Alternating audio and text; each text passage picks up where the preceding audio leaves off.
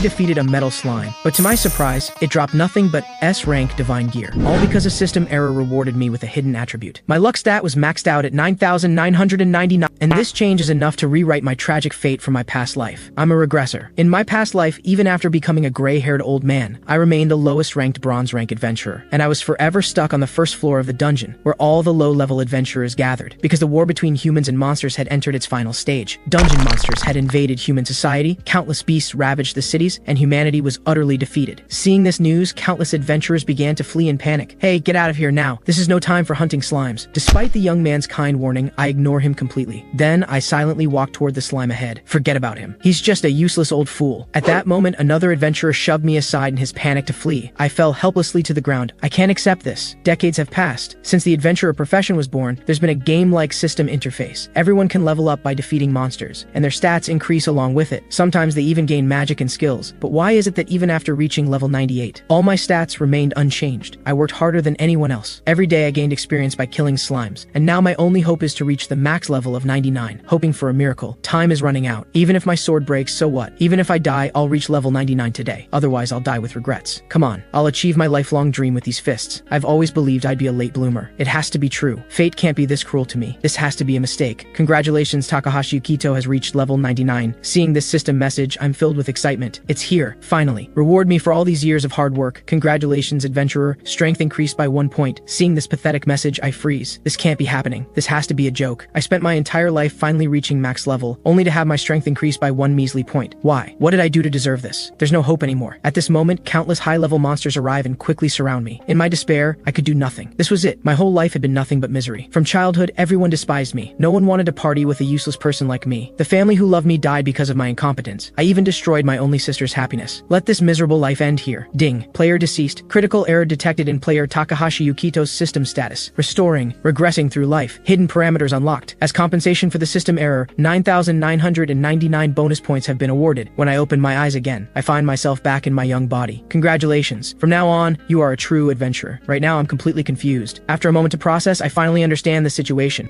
I've regressed and returned to the day I became an adventurer. But what's going on? The status screen looks different from before. What's this scroll button in the corner? When I scroll down, I'm shocked to find a new stat has appeared. Luck stat 9,999. Max level. In my past life, the luck stat was always hidden. Could it be that after 70 years of nothing but bad luck, fate is finally evening the score? Anyway, time to hit the dungeon and kill some slimes to see what's up. I reach the first floor of the Tokyo dungeon, vanishing footprints. Seeing those slimy slimes on the grass fills me with an odd sense of warmth. In my past life, I killed them every single day. Looking back, I actually miss it. At that moment, a black shadow flashes behind me. When I turn to look, I'm shocked to find it's a metal slime, a super rare monster I only encountered once in my past life. But it escaped from me back then. Defeating it grants massive experience in one go, but they're notorious for fleeing. The moment it senses danger, it'll run. I need to approach quietly from behind. But at this critical moment, an arrow suddenly strikes near my feet. It's an archer not far away who also spotted the prey, and his aim is terrible. You idiot, now we're screwed. The metal slime gets startled and charges straight at me. How lucky. Not only did it not flee, it actually targeted me. This works perfectly. Come on, my favorite little guy. My sword immediately pierces the metal slime's head. The next moment, its core cracks. With one slash, the silver core shatters completely. 4 levels at once? No wonder they say metal slimes give insane experience. Unfortunately, my sword broke in one hit. I need to buy a new weapon soon. At that moment, a golden light shines behind me. An S-rank rare sword dropped. Is this the effect of max luck stat? Metal slime greatsword. Trait, extreme attack power. High damage but 30% miss rate.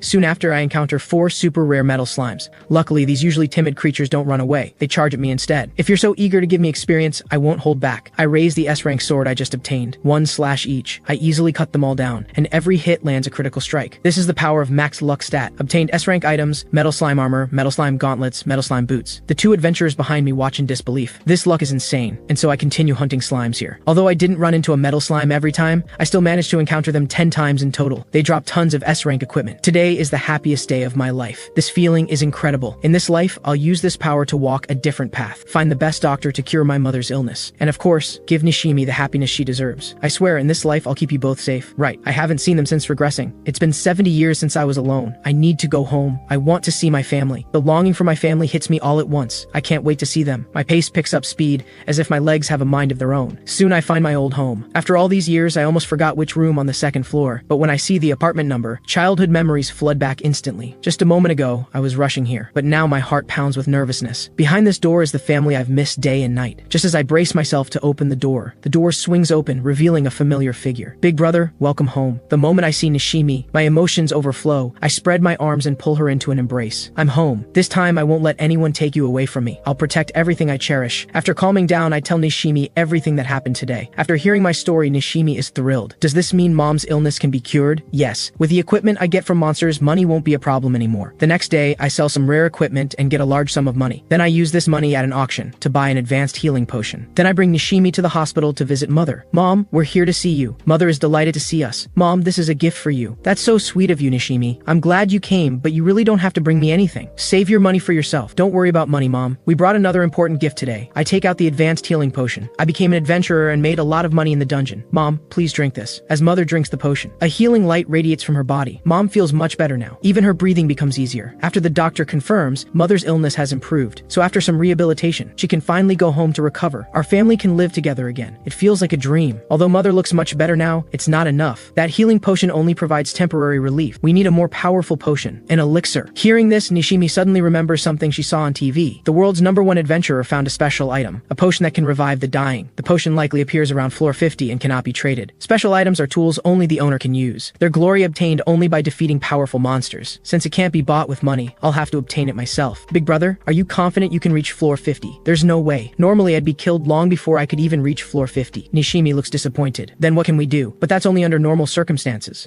What I have now isn't just a second life. It's the lifetime of knowledge that came with it. I know an exception. The boss on floor 20, the ancient statue. Defeating it has a chance to drop that rare elixir, but the drop rate is extremely low. Very few adventurers obtained the elixir in my past life. But with my luck stat maxed out, even the lowest probability is no obstacle. Also, good news. While leveling doesn't increase stats, I can learn new skills. Skill, Great Layering Strike. A warrior skill with 30% chance to trigger triple critical damage consecutively. Today I'll conquer the dungeon. However, I only equip 2 S-rank items. Metal Slime Greatsword with extreme attack power. Metal Slime Tear with a 1/3 chance to reduce damage by half. I didn't wear the heavy armor because my base stats are too low. I haven't met the minimum requirements to equip them. Today I'm tackling Tokyo Dungeon's 5th floor Broken Forest. Defeating monsters there gives a chance to obtain miracle fruits. After taking the lunchbox Nishimi hands me, I head out. Big brother will definitely come back stronger. I step into the forest on the 5th floor. Populated by plant monsters, this level is known for its confusing terrain that leads adventurers astray. Fortunately, the lower dungeon floors have been conquered by countless adventurers, so I easily obtained a detailed map. Following the map, I shouldn't have any problems. Soon I reach my first target, the tree demon habitat. Tree demons are ambush predators that use mimicry to lure in their prey. It's hard to distinguish them from normal trees with the naked eye, but their mimicry isn't perfect. If you observe carefully, you'll notice their leaves have no veins and their roots grow in strange directions. The next second, the tree hit by a stone suddenly moves. A pair of crimson eyes glare at me viciously. I immediately hoist my greatsword and swing down at the tree demon. Tree demons have low attack power. As long as you avoid ambushes, they're easy to defeat. Congratulations, adventurer. You obtained 1 miracle fruit. I pick it up and take a bite. Tastes pretty good. But more importantly, my strength increased by 1 point. No wonder it's called a miracle fruit. It actually boosts a random stat by 1 point. Now I can really build up my strength. So for the rest of the time, I rely on max luck stat to continuously kill tree demons and obtain tons of miracle fruits. During a break, I eat the lunchbox Nishimi prepared. After a day of hard work, I'd managed to max out every single stat. Finally, my stats are on par with an average warrior of my level. Just as I'm about to head home, 2 shadows flash behind me. Solo hunting is a bad idea, rookie. Let us educate you on the rules. 2 men, 1 tall and 1 short, suddenly appear, and they're not wearing adventurers' badges. Are you the Wanderers? The Wanderers are criminals who commit crimes in the dungeon. I've heard of them, but never thought I'd actually encounter them. Scared now, kid? Hand over all your equipment. Then we might spare your life. Sorry, but I won't give criminals even a twig. My words instantly enraged them both. You had your chance. Don't blame us for what happens next. You're just some rich kid relying on equipment. You think you can beat us 2-on-1. The tall man charges with his sword. Instead of retreating, I close the distance and charge straight for him. Then, just before reaching him, I leap high. Skill, Great Layering Strike. The tall man bursts out laughing when he hears me. What a rookie. Great Layering Strike? That skill only hits 30% of the time. How could trash like that hit me? Let me show you my guaranteed hit skill, Bee Sting. Max luck stat versus guaranteed hit skill. Whose technique will prevail? Surprisingly, his guaranteed hit skill doesn't even scratch my clothes, let alone cause any damage. While the tall man still wonders what happened. My skill, with only a 30% hit chance, lands perfectly, sending the tall man flying into a tree behind him. The terrifying power knocks him out instantly. The chubby guy watches in disbelief. How is this possible? A 30% hit rate triggered on the first try. That's insane luck. Taking down one opponent so easily, all my tension melts away. That's great. All my skills triggered successfully. The Bee Sting he used requires level 25 to learn. His level must be much higher than mine. And Bee Sting is a guaranteed hit skill that can't be dodged. In exchange, its attack power is reduced by 30%. The Metal Slime Tear on my gear has a 33% chance to reduce damage by half. In the end, the power wasn't enough to cause real damage. Seeing his companion defeated in one hit, the chubby guy thinks about retreating. Turn yourself into the Adventurers Guild, and maybe I'll let you go. Being looked down on makes him seethe.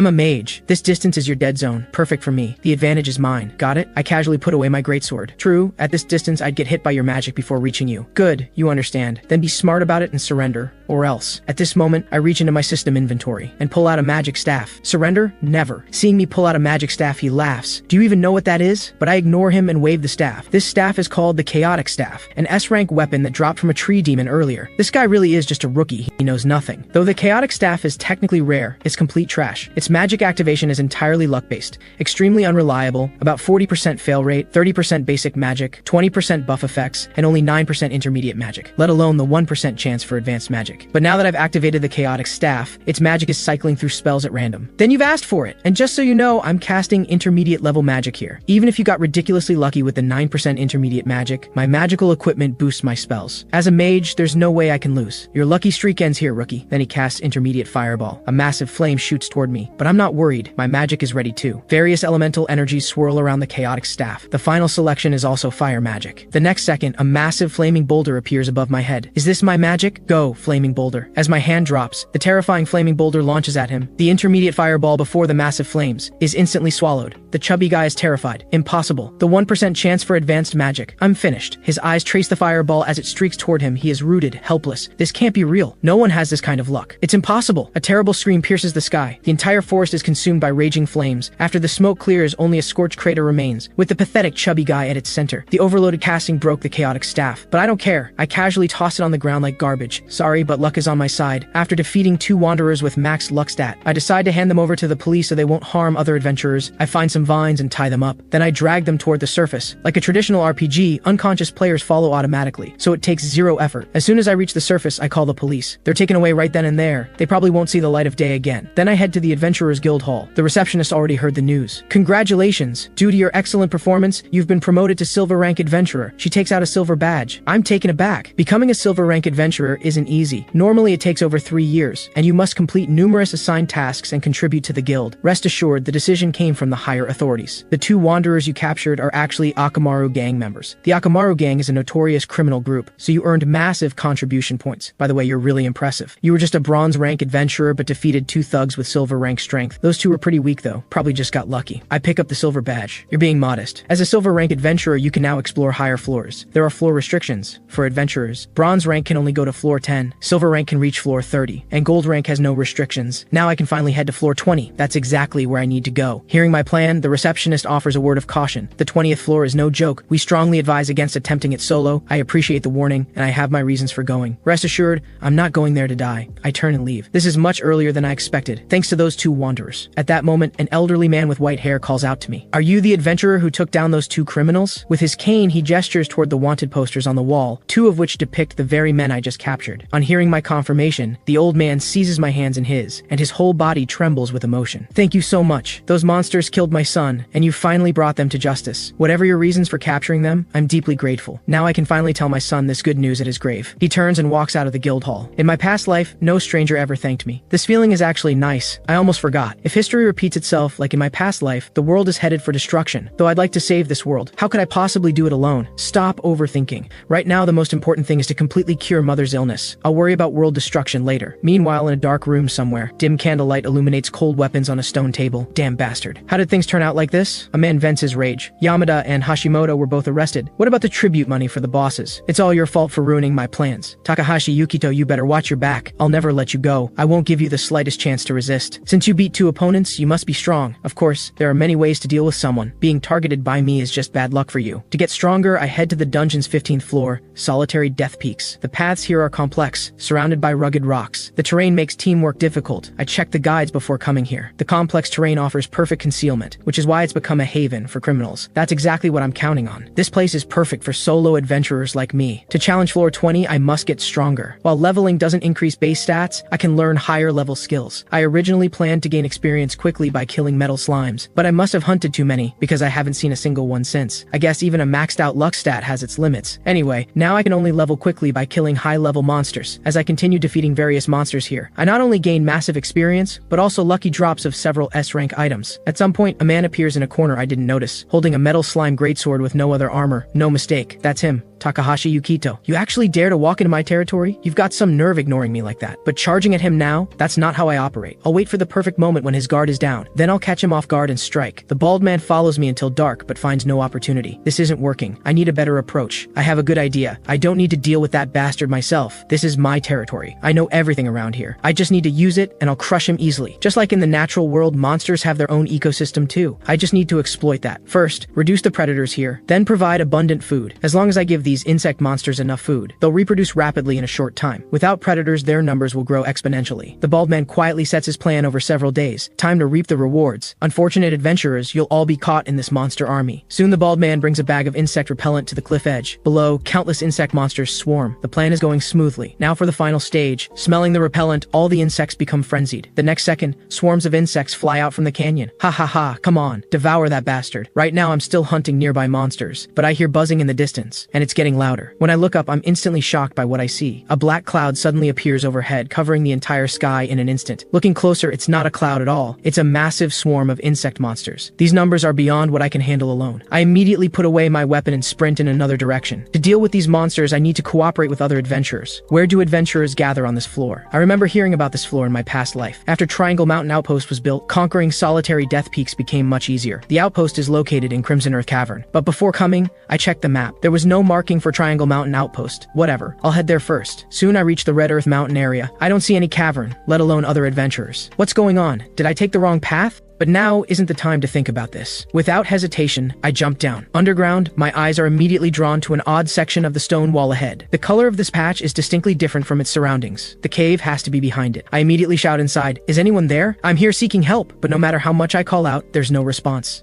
Watching the monster swarm closing in, I raise my greatsword and frantically strike at the stone ahead. Soon enough, I shatter the rocks in front of me, but the scene inside the cave leaves me stunned. What on earth is going on here? Dozens of adventurers are tightly bound on the ground, stripped completely of their equipment. The bound adventurers plead with their eyes for me to free them. I raise my sword. A flash of light from the blade cuts through the air. It cuts through all the ropes binding them. As the ropes loosen, overwhelming joy floods the adventurers' faces. I ask, "So what's going on here? Can someone fill me in?" "It's the Wanderers. They ambushed us while we were hunting. They probably didn't kill us because they planned to sell us. So this is actually a Wanderer's criminal hideout. It only becomes an adventurer outpost later." In the original timeline, the guild discovers this place soon and rescues these adventurers. Only then would they turn it into an adventurer outpost. But now I've beaten them to it. In my past life, I wasn't interested in this news, so I didn't know much about it. Back then, I spent a full 70 years on the first floor, all hunting slimes. Thinking about this, I can't help but feel exasperated with my former self. Though this differs from my original plan, I have no choice but to fight alongside these people. With that thought, I shout to them, "Excuse me, everyone. Please listen." Pointing at the sky outside the cave, I say, "A massive swarm of death locusts is closing in. We must unite and face them together." The area outside the cave is already filled with countless death locusts. Each one is in a frenzied state, ready to attack at any moment. Everyone finds the scene before them unbelievable. How can this be? There can't be this many locusts here. What are we going to do? Are we really all going to die here? I immediately step forward. As you can all see, we don't have much time. If you want to survive, please unite and help me. With everyone's strength, we can definitely overcome this crisis. However, some people step forward from the crowd. You think we can do it with just us? We'd be better off scattering and running. Maybe some of us would survive. More importantly, the Wanderers took all our equipment and weapons. There's no way we can beat that locust army outside. No need to worry about equipment. With that, I open my system inventory. As I swipe my finger across the item screen, massive amounts of high-grade equipment materialize before me out of thin air. I've got plenty of equipment. Help yourselves. Everyone is dumbstruck, gaping at the pile of top-tier equipment before them. Am I seeing things? The blonde man examines them closely and realizes these are all drops from this floor, and every single piece is rare grade. Who is this guy? I've never seen him on the adventurer rankings. Soon everyone picks out equipment to their satisfaction. Unbelievable. I never thought I'd have such a lucky day. This equipment is amazing. A female mage asks me, "Can we really use these freely, or do we have to give something in return?" Of course you can use them freely. I can even give them all to you. But there's one simple condition. In the upcoming battle, you follow my commands. That's it? Of course, no problem. You not only saved us, but also gave us such great equipment. You're our leader now. Alright, how do we handle those bugs outside? Never expecting such cooperation. I'm completely unnerved by this sudden show of trust. In my past life, I saw too many selfish, petty people. But now, here with them, I feel more fortunate than ever before. Thank you all so much. Alright, here's the plan. Our biggest problem is we're severely outnumbered. But the good news is, this narrow entrance works in our favor. Only a limited number of enemies enemies can enter at once. We'll use this advantage to quickly eliminate the death locusts that fly in, taking them down one by one. After hearing this plan, no one has any objections. I then draw the greatsword from my back and say, "Everyone, prepare for battle. The cave defense plan officially begins. Come in and meet your doom, you bugs." According to the plan, whenever locusts fly in from the entrance, we immediately eliminate them all. Thanks to our coordination, the warriors are up front, blocking the monsters' advance, while archers and mages behind provide ranged attacks. With our perfect coordination, the locust army slowly diminishes. However, what we don't know is that outside, massive numbers of locusts are flying toward the mountain peak. If anyone were there, they'd discover the locusts have actually enveloped the entire mountain, with debris occasionally falling. This is because they're digging. Inside the cave, though there are many locusts, with everyone's teamwork, we can barely manage. Then, without warning, the ceiling gives way and debris rains down. Seeing this, I immediately shout, "Everyone, don't panic. Hold formation and slowly retreat." However, as the ceiling cracks widen, countless locusts burst through in the next second. The two adventurers closest to them turn and run in terror, with so many locusts suddenly flooding the cave. Our previous plan is no longer viable. We're even surrounded by locusts. Damn it, I didn't expect this. The unstable cave threatens to collapse at any moment, and there are far more locusts than we can possibly fight. I barely got this second life. Is it going to end so soon? At this moment, I spot explosives left behind in the mine. These were prepared by the wanderers to expand their hideout. Obtained crude explosives. Maybe I can try using these. I immediately shout to everyone behind me, "Everyone, pick up all the scattered explosives around us." So everyone splits into two teams. The smaller team starts collecting nearby explosives, while our strongest fighters fend off the locusts. We hold out like this for several more hours. The locusts have already devoured a third of the cave, and worse, there's a steep cliff behind us. We're now backed into a corner. Everyone's stamina is nearly depleted. If I don't think of something, we won't last much longer. I glance at the cliff behind us. Finally, I make my decision. "Everyone, listen. Give me all the explosives you have." Without hesitation, everyone tosses their explosives to me. I reach out and catch the explosives. My inventory now holds a massive amount of explosives. I immediately take them out and scatter them along the cliff edge. Meanwhile, due to the locusts gnawing, the cave is about to completely collapse. I immediately order everyone, "Run. Leave the rest to me." The others waste no time and quickly run toward the cave exit. Some ask me, "Are you crazy? Why aren't you running? You want to die with these beasts? And did you forget warriors can't use explosives?" Don't worry, trust me. I then stand at the cliff's edge, drawing all the surrounding death locusts toward me. There are times in life when you must take risks, and it looks like this is one of them. Crude explosives X. Use all at once? As I press the yes button, I jump toward the cliff. "Come on, you bugs. Let me show you what I'm made of." Warning. Current player lacks explosive handling skills. Detonation probability 50%. Warning. Explosives are crude. Detonation probability adjusted to 25%. As a warrior, though my detonation rate is indeed low, I have maxed out luck stat. Use successful. In the next second, all the surrounding explosives detonate. The blaze instantly engulfs all the charging locusts. The entire cliff is destroyed, and the remaining locust army loses balance from the explosion, falling down with me. I can only bet on this now. I step directly onto falling rocks. Then, using various debris in the air, I continuously jump upward. Then I raise my greatsword. Skill, great layering strike. One swing cleaves the massive boulder in half, but I miss one. What a nuisance. Let me end this. I raise my greatsword,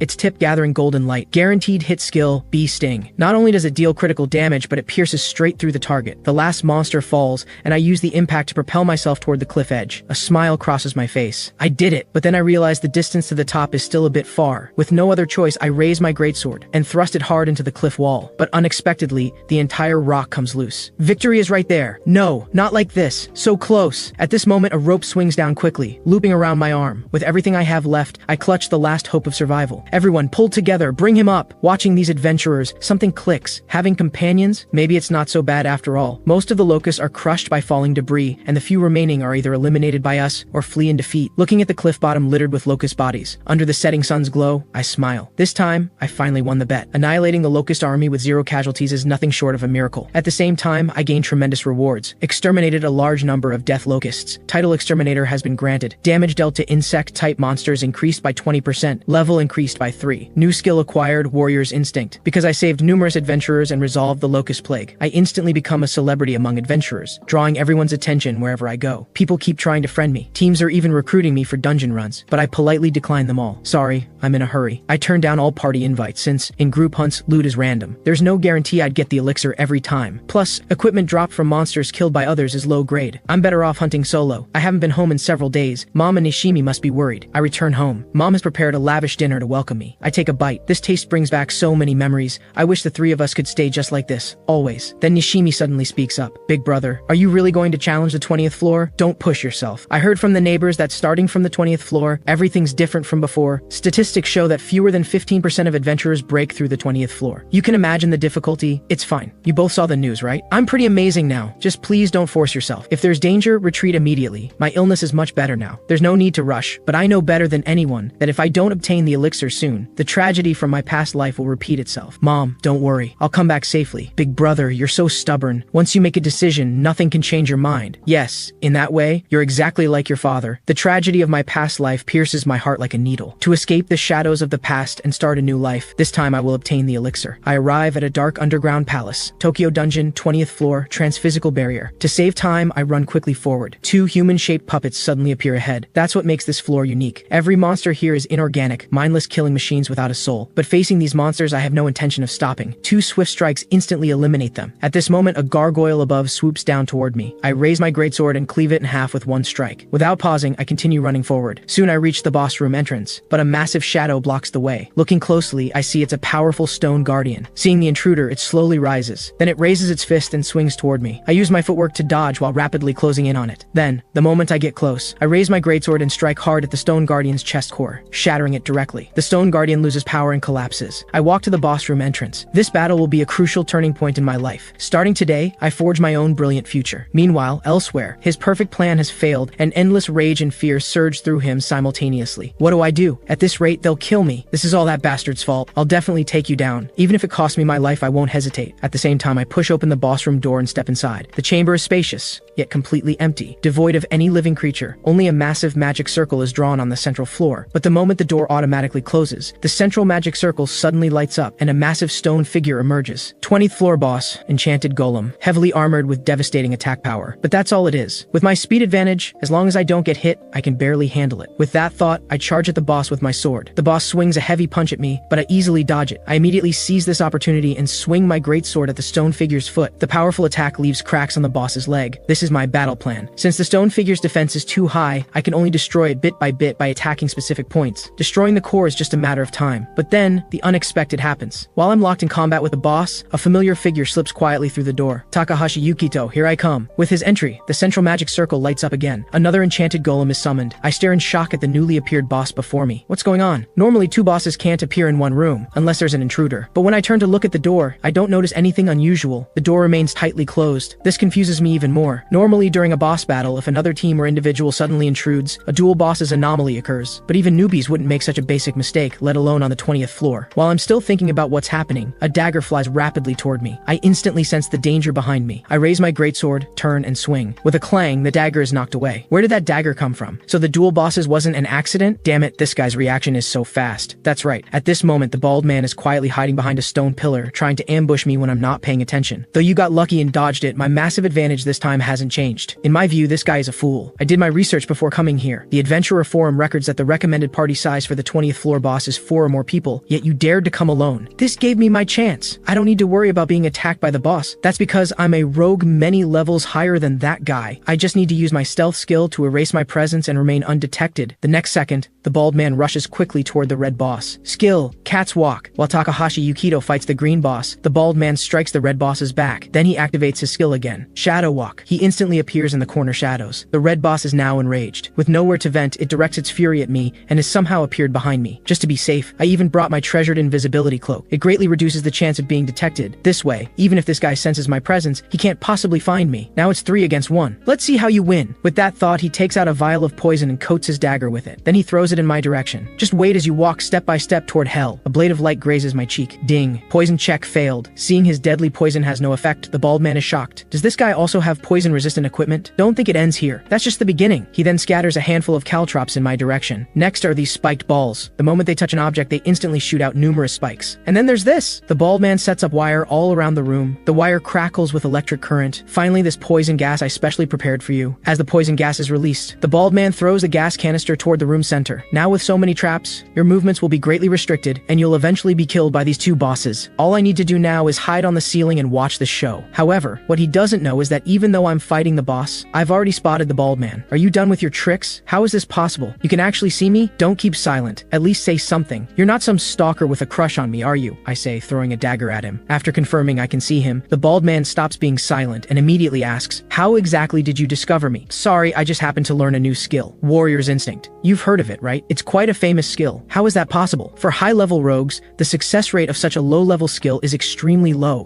What's wrong? Can't face reality? Or are you scared and want to run? The bald man is instantly enraged by my words. You bastard. You've completely pissed me off. Let me show you my true strength. With that, the bald man raises his his dual blades and charges toward me. I quickly raise my greatsword to block. Then I forcefully push him back. You timid stalker. I almost thought I was higher level than you. There's this skill that others see as completely useless trash. But in my eyes, it's a god-tier skill. It's warrior's instinct, a skill that can sense surrounding danger. The reason others think it's useless is because its activation success rate is extremely low, with a failure rate as high as 99%. However, for this luck-dependent skill, with my maxed out luck stat, it's virtually 100%. Skill activation great success. Can sense all dangers within the area. The effect is like a circular radar suddenly appearing before me, with all the dots on it representing things threatening to me. As a rogue, the bald man can't possibly believe his perfect stealth was defeated by a skill all adventurers recognize as trash. I don't care how you discovered me. Your death is certain. Then come and try. I'm not afraid of a guy who only hides in shadows. The two of us immediately engage in battle. The clashing of blades echoes continuously through the room. The two bosses seem to have become spectators. Ha ha ha. A warrior competing in speed with me, a rogue? You're still green. Not to mention I'm higher level than you. Under his rapid attacks, I can't dodge in time, and my arm is ultimately slashed, leaving a bloody mark. Paralysis check evaded. I really want to know what items you have. Neither the poison just now, nor the paralysis toxin triggered. In one fluid motion, I leap, using the boss as a springboard to launch myself behind him. Then I raise my greatsword. Skill, great layering strike. The massive force smashes into the ground, but the bald man easily dodges it. But my attack isn't over. I raise my greatsword and aim at him. Skill, bee sting. Seeing this guaranteed hit skill, the bald man laughs. You think a guaranteed hit skill really guarantees a hit? Laughable. Skill, butterfly dance. The spot I pierce suddenly transforms into an illusion, becoming butterflies that scatter. The bald man's true body has teleported behind me, without a scratch. Damn it, he actually dodged it. You really are a rookie. When contradicting skills clash, even guaranteed hit skills can be evaded. It mainly depends on the circumstances. He raises his dual blades and slashes at me. My thigh is immediately slashed again. At this moment, I'm in a terrible state, constantly retreating. Ha ha ha!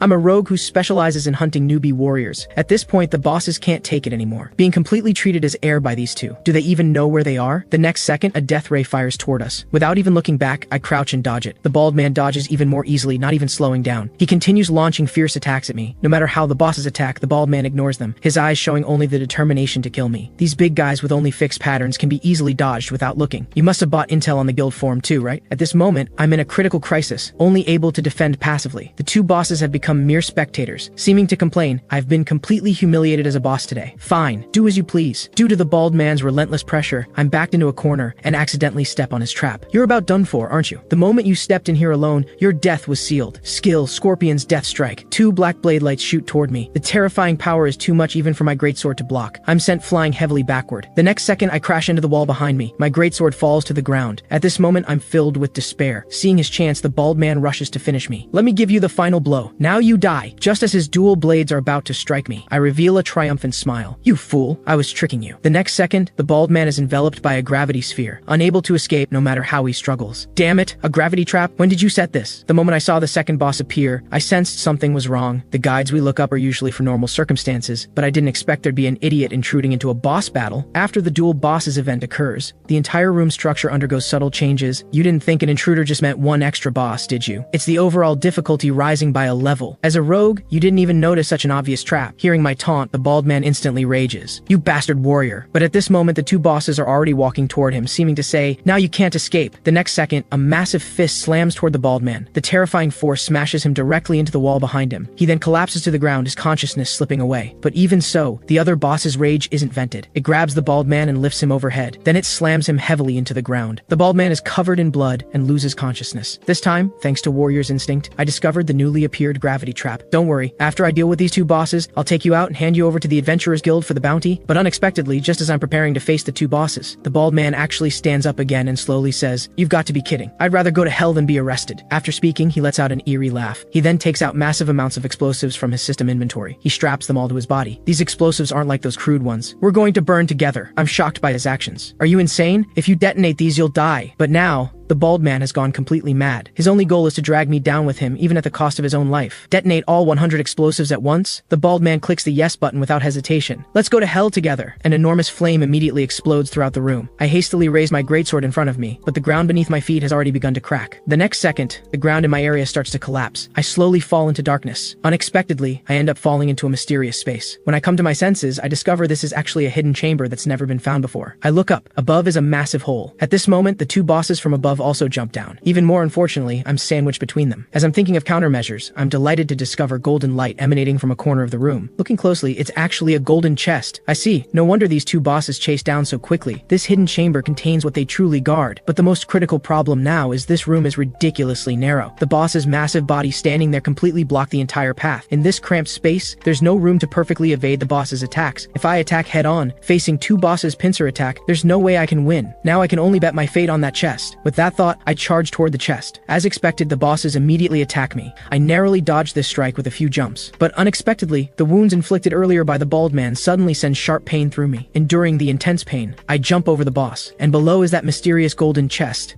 At this moment, the boss suddenly turns and fires a death ray straight at me. The massive force hits me directly in the back. Not only that, the boss follows up with a heavy punch. Under this combo, I'm instantly sent flying, and my greatsword is knocked from my hands. I collapse painfully against the wall, blood pouring from my mouth. Just as I'm relieved I didn't take a fatal blow, the boss lifts its massive foot and stomps down toward me. Seeing this, I desperately try to dodge to the side. However, my injuries are too severe. I can't avoid it at all. My feet are now mangled and completely numb, yet the will to survive keeps me going. I can't give up, no matter how much it hurts. What choice do I have? I drag my legs across the ground, crawling painfully. Just a little more. At this moment, the boss's massive foot comes down again. The next second, a blood-curdling scream tears from my throat. But compared to 70 years of despair in my past life, this is nothing. Given a second chance at life, how can I fall again? I need to prove to everyone that I can become stronger. Mother and Nishimi are waiting for me at home. With my last bit of willpower, I reach the mysterious treasure chest. The next second, a golden bracelet floats out of it. Hope flashes before my eyes. Just as both bosses are about to attack me again, I immediately grab the golden bracelet and slip it onto my arm. With this, I'll turn the tide. Teleportation bracelet, an ultra-rare magical item that can teleport to any location. Perfect for my current situation. Behind me, the boss is already closed in. I immediately activate the teleportation bracelet's ability. Warning, this item is a magical artifact unsuitable for warrior class activation. Success rate reduced by 50%. Warning, adventurer's magic power insufficient for item activation. Success rate reduced by 35%. Final success rate 15%. Analyzing, but the green boss's massive foot is already coming down. I quickly extend my right hand, using the energy wave generated by the bracelet's activation, to flip the green boss onto the ground. At the same time, the bracelet's ability activates successfully. Teleportation successful. The next second, I appear above the red boss's head. I raise my greatsword high and bring it down toward the red boss's core. This time, even if it costs me my life, I'll bring back the elixir. But at this moment, the red boss's eyes emit a blinding light. A death ray fires instantly at me. Fortunately, I dodge in time and end up behind it. The death ray leaves a deep gouge in the wall ahead. These stone monsters are incredibly tough. Despite taking damage from that explosion, I still can't break through their defenses. If one hit won't work, I'll just attack multiple times. With that thought, I activate the teleportation bracelet again. With the system's success notification, I appear at the green boss's core. It's still lying on the ground, unable to get up. I seize this opportunity, raising my greatsword to pierce its core. But unexpectedly, the moment I thrust down, the green boss shakes its body. I lose my balance and nearly fall off. Meanwhile, the red boss has already pursued from behind. It raises its massive hand, trying to grab me. Teleportation successful. I teleport behind it once again. I slash down at its back with my sword. However, this attack isn't enough to deal a fatal blow to the boss. The enraged boss swings its fist at me again. Teleportation successful. Once again, I use the teleportation bracelet to teleport away. Your turn now. I position myself directly on the green boss's core. I drive my greatsword into its cracks. No matter how many times it takes, I absolutely won't give up. Under my relentless attacks, the green core gradually cracks open. But the green boss won't just lie there waiting to die. It attacks in my direction again. Teleportation successful. I teleport in front of the red boss and strike repeatedly at its core. The red core gradually cracks as well. Like this, I use the teleportation bracelet to switch between the two bosses, striking their cores several times with each teleport. I've now mastered this legendary rare equipment completely. Even though my class isn't suited to activate its abilities, with my maxed out luck stat, I can utilize it at 100% efficiency. The two bosses now have me trapped between them. Now's the time. Teleportation bracelet activated. The next second, both bosses' fists slam into each other's cores. Their cores are now heavily damaged, on the verge of shattering. I seize the opportunity and teleport behind the red boss. Bee Sting. I thrust my sword straight into its core. The next second, the red boss's core completely shatters. Just like that, I've successfully defeated one boss. But the battle isn't over yet. I teleport once more above the green boss's head. Great layering strike. I'll end this with this one strike. As both bosses fall, their bodies begin to turn to dust and scatter, and I, severely injured, have completely exhausted my stamina. I fall powerlessly from the air, finally landing on the sand the bosses became. Warning, usage limit reached. To continue use, please recharge energy. Congratulations, Adventurer Takahashi Yukido, on successfully defeating two bosses. Congratulations, Adventurer Takahashi Yukido,